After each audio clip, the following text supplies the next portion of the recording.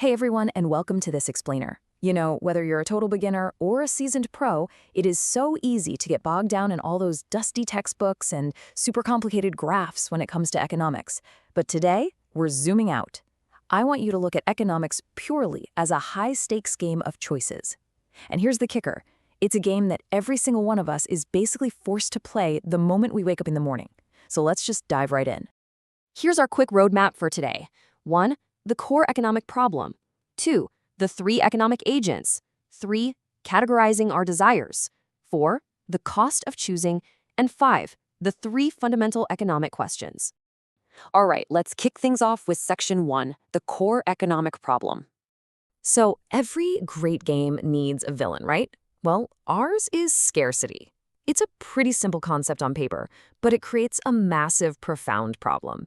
See, human wants are absolutely unlimited, but the resources we actually need to fulfill those wants, they are strictly limited. Because we literally can't have everything, this whole idea of scarcity forces entire societies, and honestly, each of us individually, to make really tough choices about how we allocate what we actually have. Think of it kind of like a giant tug of war. On one side, we've got unlimited wants. These are our endless human desires that go way beyond just basic survival. We always want more, we want it better, we want it faster. But on the other side, limited resources. We only have so much finite land, labor, and capital to go around. This clash right here between our infinite desires and our actual physical limits is exactly why the field of economics even exists in the first place. Moving right along to Section 2, the 3 economic agents. Now, we've got 3 main players, or decision makers, trying to navigate this whole scarcity problem. First up are consumers. That's you and me, the households, trying to figure out how to stretch our limited incomes as far as they'll go. Second, we have firms, which is the private sector. Their main goal is usually to maximize profit by deciding what to produce based on what we're actually demanding. And third, the government, or the public sector. Now, their goal isn't profit. Instead, they focus on providing public welfare and services, which are funded, of course, by those taxes we all just love to pay. So, 3 players, 3 completely different sets of goals in the game. Okay, on to Section 3, categorizing our desires. To really understand how these agents play the game, we have to look at needs versus wants. Now, needs are the things that are absolutely essential for human survival. We're talking basic bread, lentils, a roof over your head, clean drinking water, and basic clothing. And the crucial takeaway here is that our actual needs are quite limited. Wants, on the other hand, are a totally different beast. They are not essential for survival at all. They're just things we desire to improve our quality of life.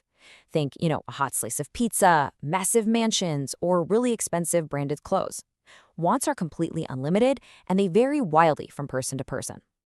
We also need to categorize how exactly we fulfill those needs and wants, and that comes down to goods versus services. Goods are physical, tangible items. You can see them, you can actually touch them, like a car or the furniture sitting in your room right now. Services, though, are non-physical. They're intangible actions that provide some sort of benefit. You definitely can't put them in a box. A fresh haircut, a bus ride across town, or even the education you're getting through this explainer right now, these are all services. All right, there is a massive misconception we need to clear up real quick regarding economic goods versus free goods. Economic goods are scarce. They require actual resources to produce, they have a price tag, and they carry an opportunity cost.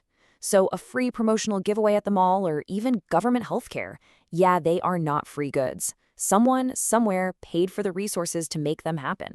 True free goods, like sunlight, the air we breathe, or seawater, are naturally abundant, using them costs 0 resources, and has absolutely no price.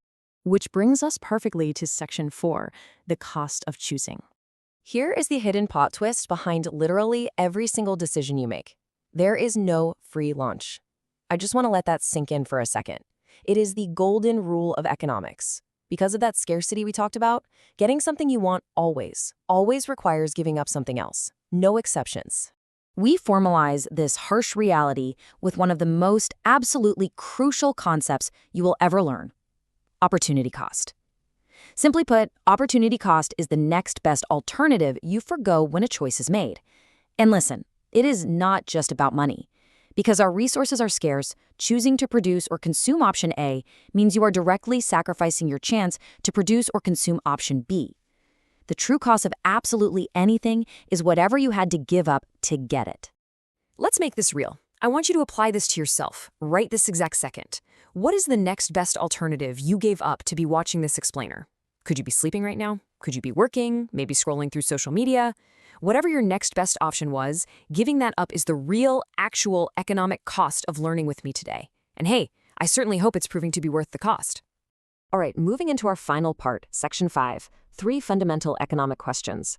When you zoom all the way out to a macro scale, this dilemma of scarcity forces every single economy on Earth, no matter its size or political system, to walk through a 3-step decision-making process. Step 1, what to produce. With severely limited resources, what goods and services should we actually manufacture? Step 2, how to produce. What are the absolute most efficient processes and methods to create those goods without wasting our precious resources? And finally, Step 3, for whom to produce. Once the stuff is actually made, who gets to consume these limited goods and services? These 3 questions literally form the bedrock of economic systems worldwide. So I'm going to leave you with this final, thought-provoking question. Take a look outside your window. How is your specific society answering these 3 basic economic questions right now? Who is deciding what gets made, how it gets made, and who actually gets to enjoy it? The game of choices is happening all around you every single second of the day. Thank you so much for joining me to explore the foundations of economics, and I'll catch you on the next explainer.